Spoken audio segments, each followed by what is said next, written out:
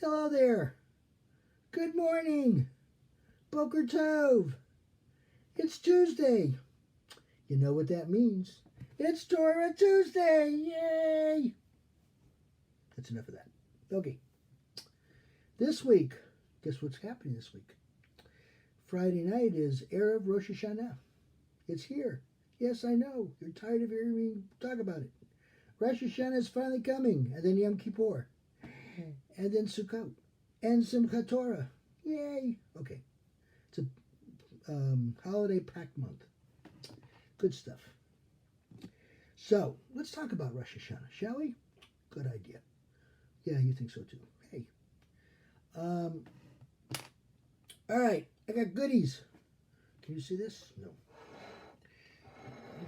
Hold on. I got props. Okay, I got, you see the honey bear? You see the pomegranate? And you see the apple? You got all that good stuff? Okay. Why? Okay. Why? The apple. What we do with the apple is we chop it up and we pour honey on it. And we say L'Shana Tova to each other. Have a good new year. Okay? Or basically happy new year. Okay? Rosh means head. Hashanah is the year. So it's head of the year. It's the new year. Okay? So we have apples and honey to remind us of how sweet the new year is going to be. And what year is it? 5781. That's right. Okay. The year is 5781. And if the whatchamacallit year was anything 2020, God help us, let's get the heck out of this year. Okay? 5781 has got to be better. Okay? Just saying. Just saying. Okay? So we got our honey, we got our apple, and we got a pomegranate. Okay?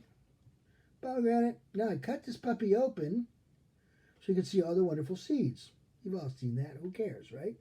But if you count these seeds, if you're really bored one day, and you go and count all those seeds in a pomegranate, you will find there are 613 seeds.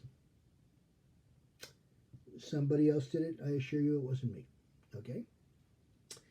A lot of people have decided to prove or disprove that. Okay? So they cut open these pomegranates and they kept coming up with 613 seeds. That's awesome. So you're asking me what is the purpose or who cares?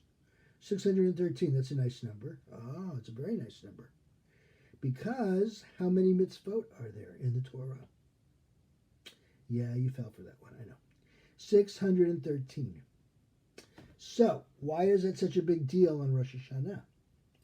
Well, what are we supposed to do? We're supposed to fulfill as many mitzvot, commandments, as we're humanly possible. Can we do all 613? No. It's impossible. Physically and mentally impossible. Because there's men mitzvot and there's women mitzvot. There's good mitzvot and there's bad mitzvot. Obviously, you don't want to do the bad mitzvot. Obviously, you want to do the good mitzvot. But there's men and there's women. So obviously, you can't do 613. It just can't happen. Okay? What the rabbis teach us, okay, especially the Talmud, is that we're supposed to achieve as many as we can. That is a learned man. Okay? Somebody who has attained as many as they humanly possible. They've made the concentrated effort to do this. Can you do it in a year? No. Can you do it in 6 months? No. Can you do it in 10 years? It probably takes 20, 30, 40. It probably takes a lifetime. Okay? It's not supposed to be easy. If it was supposed to be easy, everybody could do it. Okay? It wouldn't be the mitzvot. It wouldn't be such a big deal. Okay? So, go ahead when you're bored in front of the TV and count these puppies. 613 you'll get. Okay? Now, where else? Why else is the pomegranate important? Well, where's the pomegranate talked about? There's a very interesting misconception, common misconception. When we're in the Garden of Eden, the tree of knowledge, what happens? God tells Adam and Eve, you can eat of any tree have a great time. Don't eat off of the tree of knowledge. Interesting, right? What is the fruit that they ate? Was it an apple? No. The Hebrew word for apple it doesn't translate right. It actually only says the fruit, but we think from the description and from pomegranate's Hebrew word, it was talking about the pomegranate. And it makes a lot of sense because the pomegranate's got 613 seeds, which is, of course, the mitzvot. Kind of cool, huh? Okay. Thought you'd like that. Other thing is, shofar. No, I'm not going to blow it. Okay? I won't do that to your ears. Okay? The shofar. We started blowing it at the beginning of Elul, which was a couple weeks ago.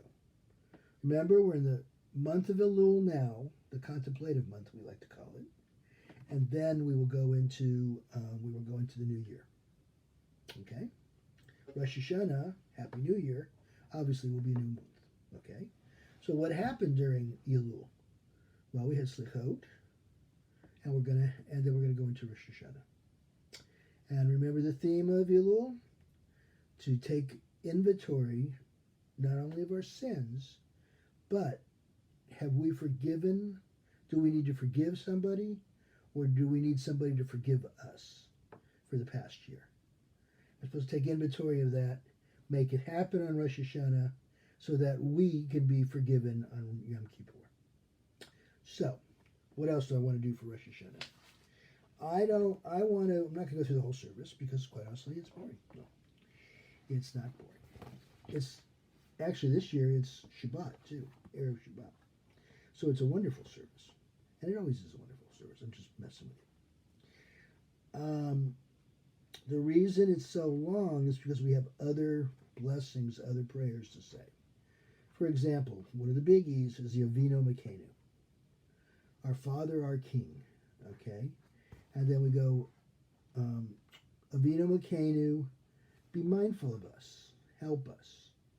Avinu Makenu, help us to whatever. Okay? Be a better person. Help us to have better scores in school. Help us to treat others the way we want to be treated. Help me give more tzedakah this year.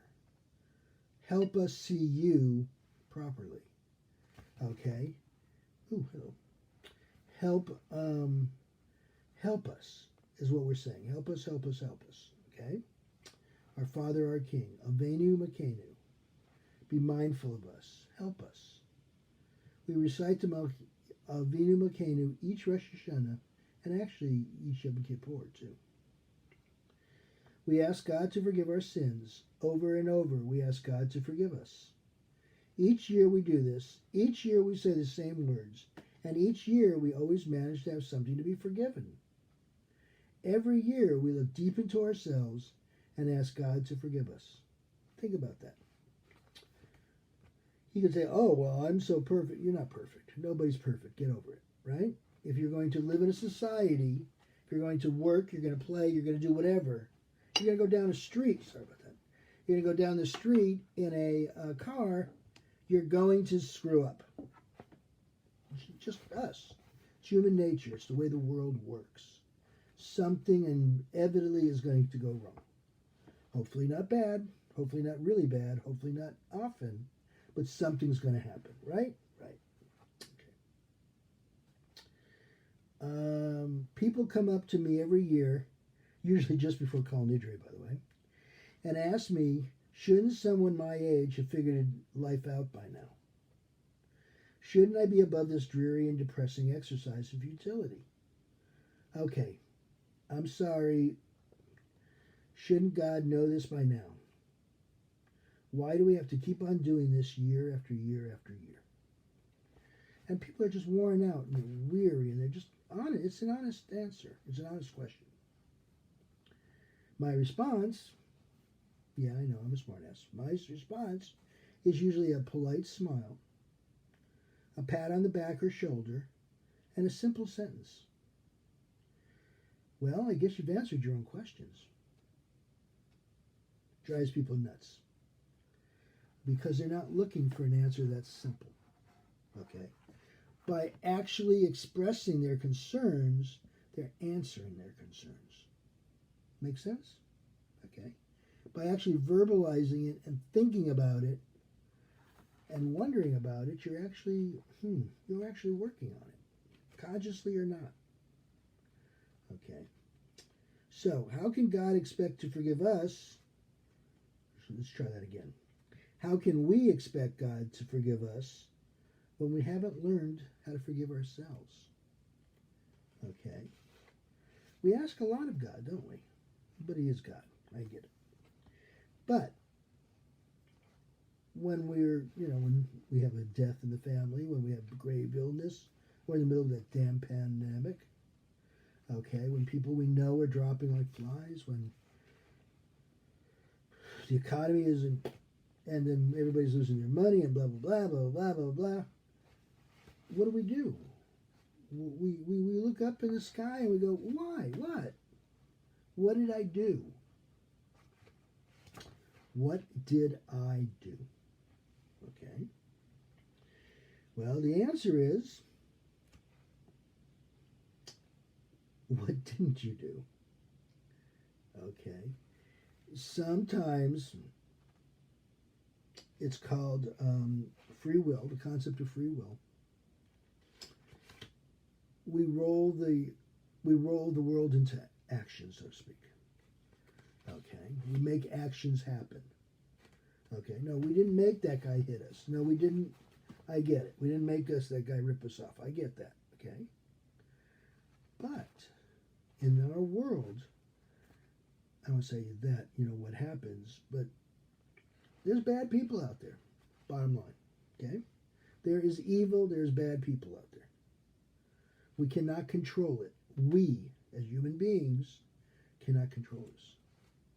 Okay? We have to deal with it the best we can. Okay? Some of us choose to deal with it non-violently. Some choose to do it violently. It has its own set of rules. Okay? It has its own set of rules. Okay, let's personalize this just for a second, okay? A few years back, something happened to me. I made a deal. Great deal. It's going to make a fortune. Okay. Made a deal, came to terms, shook on it, put it on paper, gave our word to each other. Then to my dismay, the deal was broken by the other party. I was dismayed. I was disappointed. I was heartbroken. I trusted. I made plans. I put my future in their hands. My first response was pure anger that led to hatred. Then came the self-questioning, the loathing. How could I be so stupid? How could I have trusted, etc., etc., etc.? I started treating others, innocent bystanders, and loved ones with mistrust and caution. I started to question everyone's motives towards me. It was not a pretty transformation. I don't recommend it. And then came the tears, the non-stop crying, yelling, cursing, and more yelling. Yes, the depression had arrived. It was time for drastic action. But what was left? How about a nice little chat with the big guy? Sometimes the obvious is right in front of our face. No, I'm not here to tell you about my wonderful discussion with the big guy and how we sat around having coffee and talking to each other. It doesn't work that way. There were lots of tears, lots of screaming, lots of yelling, and lots of plain old talking. Nope, the heavens didn't open. Nope, there wasn't any burning bushes. Nope, the clouds didn't, the thunderstorm, nope, none of that. There was eventually a sense of calm and reason. Instead of tears and screaming and yelling, I eventually let myself forgive. Yes, forgive. forgive myself, okay, and to a certain point, maybe even forgive them, but mainly forgive myself, okay, eventually I realized that what happened was beyond my control. Something bad happened to me. Oh, it was bad. And it happened to me. Why was I taking it out on the rest of the world? Who in my rage did I hurt or offend? Now, some of you may write this off as common human behavior. He got screwed, he got ripped off, he yelled and screamed and carried on. Really? Think about this. Stop for a second and think. What or where does that little voice of common sense come from? Why are we always looking for a big giant miracle to prove God's existence? Who cares where Noah's Ark is? Really? Who cares where Sinai is, physically? Okay? Really, who cares about those things? Sometimes we just have to be quiet ourselves and just let God in. That little voice of reason, maybe that we call our conscience. That overwhelming urge to do what is right. So, last week, Parsha Nitzavim, I called it a deal is a deal is a deal. Okay?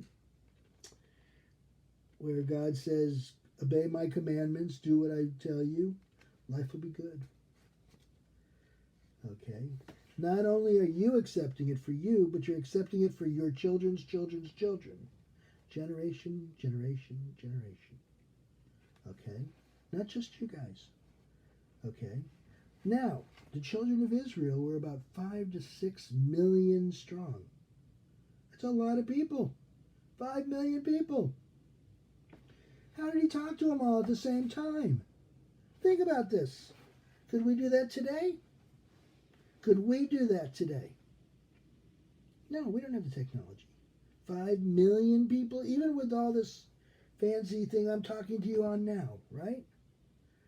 Could we actually reach that many people at the same time? Maybe. But it'd have to go through a repeater and a repeater, another repeater, blah, blah, blah, blah, blah. Electronics and all that stuff, right? Everybody who was standing there at the edge of the promised land heard the exact same thing at the exact same time. Think about that. Who else could do that? It's obviously an act of God.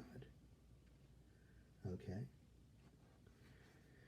So, as we recite the Avinu Malkeinu, again, for the millionth time, this time, let's go deep into yourself and try to hear the words anew. Try to feel the words anew. And you know what? Forgive. We ask God to forgive us of our sins over and over and over. We ask God to forgive us. Well, only after we learn to forgive ourselves, then we will be ready to be forgiven. Think about that.